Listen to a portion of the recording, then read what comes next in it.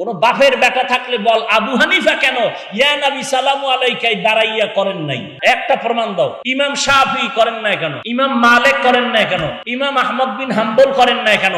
ইমাম বুখারী করেন নাই কেন? ইমাম তিরমিজি করেন নাই কেন? ইমাম মুসলিম করেন নাই কেন?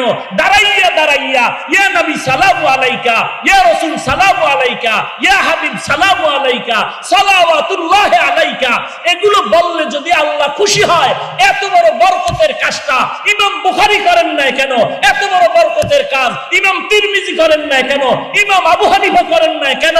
এখান থেকে আমাদের দলিল ফাইনাল, তারা যেহেতু করেন নাই, আমার বাবাই বললে করব না। আমরা বলে দরুদ শরীফ পড়ি না, কসম খোদার এই গোটা বিশ্বের মধ্যে কওমি মাদ্রাসার আলেম ওলামারা হাদিস পড়াচ্ছেন সহিহ তরিকায়, যেই পরিমাণ দরুদ পড়ে এই পরিমাণ সহিহ তরিকায় দরুদ শরীফ পৃথিবীর কেউ পড়ে না, কেউ পড়ে না, কেউ পড়ে না। তোমরা পড়ো সালাতুনিয়া মেড ইন চট্টগ্রাম, আমরা পড়ি মেড ইন মদিনা। মদিনার কোন হাদিসে সালাতুনিয়া নাই, কথা হয় না। থাকলে দেখো আমরা করি। বঙ্গোপসাগরের ঢেউ খেলো দরুদ শরীফ দিয়া। দরুদ শরীফ পড়বা, চোখের পানি পড়বে, নবীজির মুহাব্বত। ঢেউ খেলো কেন? দরুদ শরীফ কোন সময়? শুধু জেলাফি দিবে ওই সময় অনুষ্ঠানে, না সব সময়?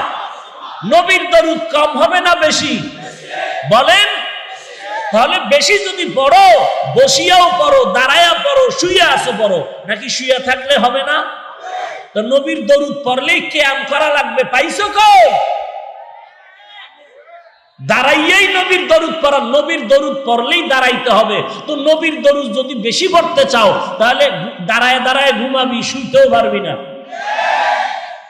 এবার ফতুয়া দে, কেউ যদি শুয়া শুয়া নবীর শানে দরুদ পড়ে গুনাহ হবে? দরুদ পড়লেই দাঁড়াইতে হবে। কই পেয়েছো? নবীরে দাঁড়াইয়া সালাম দিতে হবে।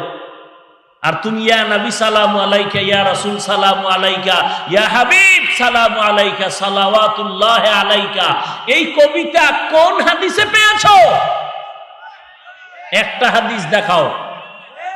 তোমরা দেও, তাতে দ্বন্দ্ব নাই। তোমার কবরে তুমি যাবা, তোমার ফিডা তুমি খাবা, দ্বন্দ্ব করে লাভ আছে? যদি আমারে গালি দাও, তখন আমি প্রশ্ন করব কোন হাদিসে পাইছো নি দেখাও, আমিও করব। কোন নবীর সাহাবী করছেনি এইরকম, সালাম দিছেনি দেখাও, আমিও দিব। যদি বলো না, তো আমিও না। আর যদি গালি না দাও, তো তোমার পথে তুমি, আমার পথে তুমি, কারো কোনো কথা নাই। তোমার পথে তুমি চলো, আমার পথে আমি চলি। যখনই আমাকে বলবা ইয়া নবী সালামু আলাইকা দাঁড়াইয়া না দিলে কাফের, তখন তোমাকে কিছু কথা বলতেই হবে। নবীজির উপরে দরুদ কম না বেশি? এখানে যত আশেকে রাসূল আছেন, নবীর উপরে দরুদ কম না বেশি? বেশি পড়তে গেলে তো মানুষ বেশি টাইম কাটায় কি দাঁড়াইয়া, বইসা না শুইয়া? এখনো বুঝেন নাই? মানুষ তো তিন অবস্থায় থাকে, হয়তো দাঁড়ানো, হাঁটা, না হয় বসা, না হয় শোয়া। মানুষের বেশি টাইম কাটে এই তিন অবস্থার কোন হালাতে? শোয়া অবস্থায়, ঠিক নেই?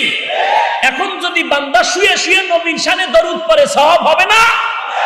তো দরুদ শরীফ পড়লে সালাম দিলেই দাঁড়াইতে হবে। কই পেয়েছো?